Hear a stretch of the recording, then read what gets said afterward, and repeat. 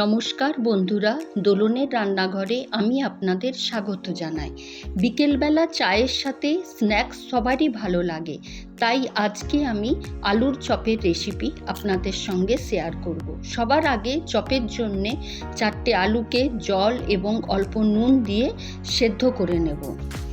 এদিকে শুকনো কড়াতে 3টে গোটা শুকনো লঙ্কা, 1 চামচ গোটা জিরে, 1.5 চামচ গোটা ধনে, 1 চামচ মৌরি এবং 1 চামচ গোটা গোলমরিচ দিয়ে ভালোভাবে এটাকে ভেজে নেব এবং ঠান্ডা করে মিক্সিতে পাউডার বানিয়ে নেব।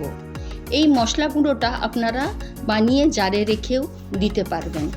বেসনের ব্যাটারটা বানানোর জন্য প্রায় 1.5 কাপ বেসন নেব। এতে 1 চামচ হলুদ গুঁড়ো, 1/2 চামচ লবণ এবং 1/2 চামচ বিট লবণ, 1/2 চামচ লঙ্কা গুঁড়ো দিয়ে শুকনো উপকরণগুলোকে খুব ভালোভাবে মিশিয়ে নেব। অল্প অল্প জল দিয়ে ব্যাটারটা ধীরে ধীরে করে গুলে নেব, যাতে বেসনের কোনো গুটলি না থাকে। প্রয়োজন হলে হাত দিয়েও আপনি বেসনটা গুলে নিতে পারবেন। ধ্যান দিতে হবে যাতে ব্যাটারটা বেশি গাঢ় বা বেশি পাতলা না হয়, তাই এটাকে ধীরে ধীরে করে অল্প অল্প জল দিয়ে ফেটিয়ে নিতে হবে। এতে 1 চামচ রিফাইন্ড তেল দিয়ে আবার ভালোভাবে আমি এটাকে ফেটিয়ে নেব। ব্যাটারটা ভালোভাবে ফেটালে গরম তেলে চপটা বেশ সুন্দরভাবে ফুলে উঠবে, তাই আমাদেরকে ব্যাটারটা খুব ভালোভাবে ধৈর্য ধরে গুলে নিতে হবে। এবার এটাকে আমি ঢাকা দিয়ে 10 থেকে 15 মিনিট রেখে দেব। এবার আলুর পুরটা বানিয়ে নেব। আমি নিরামিষ চপ বানাচ্ছি, তাই পেঁয়াজ রসুন দিলাম না। আপনারা চাইলে পেঁয়াজ রসুনকে কুচি করে দিয়ে দিতে পারবেন। 2টো কাঁচা লঙ্কাকে কুচিয়ে নিয়েছি এবং আদাকে কুড়ে নিয়েছি। এবার কড়াতে আমি 2 চামচ সর্ষের তেল দিয়ে গরম করে এতে 1 চামচ 5 ফোড়ন দিয়ে দেব। ফোড়নটা ভাজা ভাজা হয়ে গেলে এতে আমি আদা আর কাঁচা লঙ্কাকে দিয়ে দেব। এবার ভালো করে আদা কাঁচা লঙ্কার মশলাটাকে একটু ভেজে নেব। এরপরে আমি এটাতে 1 চামচ হলুদ গুঁড়ো, 1 চামচ লঙ্কা গুঁড়ো, 1/2 চা চামচ গরম মশলা গুঁড়ো দিয়ে ভালো করে আমি নেড়ে নেব। মশলাটা ভাজা হয়ে গেলে এতে সেদ্ধ করে রাখা আলুগুলোকে হাত দিয়ে স্ম্যাশ করে দিয়ে দেব। আপনারা সেদ্ধ আলুকে কুড়নি দিয়ে কুড়েও দিতে পারবেন। আলুকে খুব ভালোভাবে মশলার সঙ্গে মিশিয়ে নিতে হবে, যাতে আলু গোটা গোটা থেকে না যায়, তাই খুব ভালোভাবে আমি এটাকে নেড়ে নেড়ে মশলার সঙ্গে মিশিয়ে নেব। এবার এতে 1/2 চামচ লবণ এবং 1/2 চামচ বিট লবণ আর প্রায় 2 চামচ ভাজা মশলার গুঁড়োটা দিয়ে দেব এবং আবার ভালোভাবে মশলাগুলোকে সব আলুর সঙ্গে নেড়ে নেড়ে মিশিয়ে নেব। নামানোর আগে ধনেপাতা কুচনো দিয়ে আমি নামিয়ে নেব।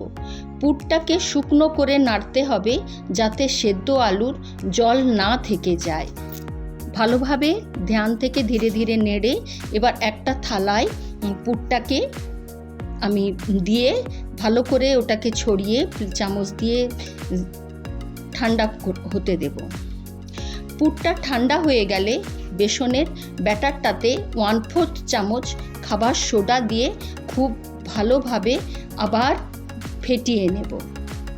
রেস্টে রাখার কারণে বেসনটা গাঢ় হয়ে গেলে 1-2 চামচ জল দিয়ে ভালো করে ফেটিয়ে নিতে পারেন। আর একটা থালাতে শুকনো বেসনের গুঁড়ো আমি ছড়িয়ে দেব এবং নিজের 2 হাতের তালুতেও একটু বেসন গুঁড়ো লাগিয়ে নেব।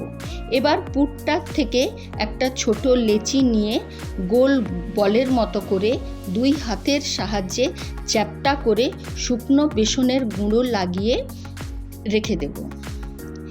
এইভাবে পুরো আলুর পুরকে চপের আকারে গড়ে ভালো করে বেসনের গুঁড়ো লাগিয়ে আমি সবগুলোকে আগে রেডি করে নেব। এই বেসনের গুঁড়োটা লাগালে চপটা তেলেতে দিলেই খুব ভালোভাবে সুন্দর করে ফুলে উঠবে।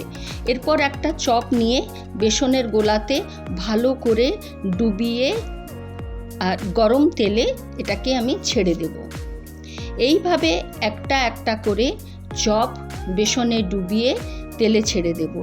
মিডিয়াম ফ্লেমে উল্টে পাল্টে ধীরে ধীরে করে চপগুলোকে ভেজে নিতে হবে। খুব হাই ফ্লেমে ভাজা যাবে না, তাহলে চপগুলো পুড়ে যেতে পারে।